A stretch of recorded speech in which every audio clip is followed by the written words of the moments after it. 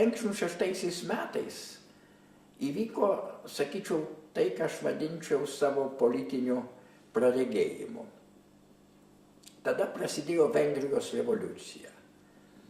Po Stalino pasmerkimo, Chruščiovas pasmerkė Staliną, bet išsaugodamas komunistinę sistemą. Bet kai kuriuose kraštuose, komunistiniuose kraštuose, būtent Lenkijoje, o taip pat Vengrijoje, tas sistemos pagrindų peržiūrėjimas nuėjo toliau. Lenkijoje įsivyravo nemaža spaudos laisvė. Pradėjo spausdinti daiktus, kurių nei Rusijoje, nei Lietuvoje nespausdino ir apie juos net kalbėti nebuvo galima. O Lenkijoje visa tai buvo prieinama.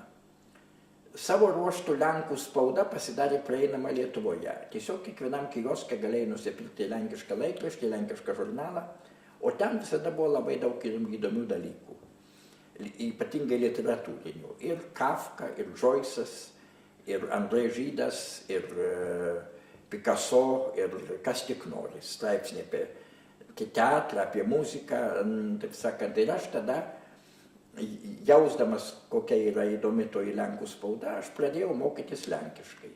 Ir gana greitai išmokau, kadangi gerai mokėjau rusiškai, o mokantis rusų kalbą, jaunas žmogus, kol dar smegenys nesuakmenėja, gali lenkiškai išmokti per porą mėnesių. Taip aš ir išmokau. Atsimenu, perskaičiau lenkų kalbą romaną, Hemingvėjaus romaną Kam skambina varpas. Hemingvėjaus kalba gana lengva, stilius gana lengvas.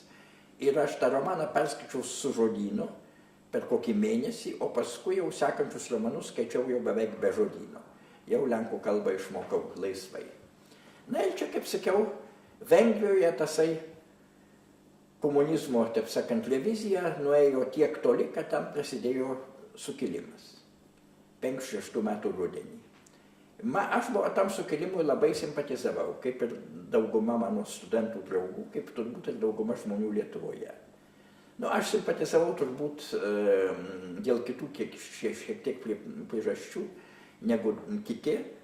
Kitiems Lietuvoje tai buvo štai žmonės vaduojasi iš rusų jungo. Mane tie tautiniai klausimai tada mažiau domino ir mane daugiau domino tai, kad žmonės bando taisyti sistemą, keisti sistemą. Ir galbūt ta sistema bus laisvesnė, geresnė, žmogiškesnė, demokratiškesnė. Man daugiau tas rūpėjo, daugiau demokratijos klausimas, negu tautinis arba tautinės nepriklausomybės klausimas. Ta prasme irgi dar buvau Lietuvoje išimtis.